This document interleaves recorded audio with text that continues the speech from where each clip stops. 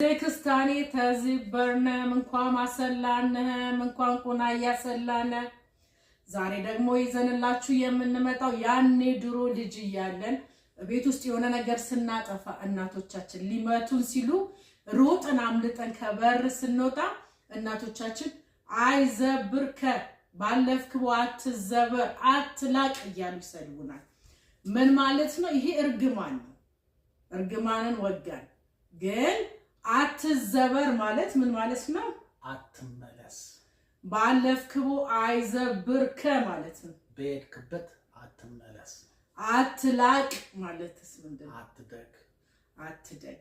አትዘበር ማለት አትመለስ ማለት ነው። ባለፍክው አይዘብርከ ማለት በሄድክበት አይመልሰ በዛው ቅር ማለት ነው። በወጣህበት ቅር ማለት ነው።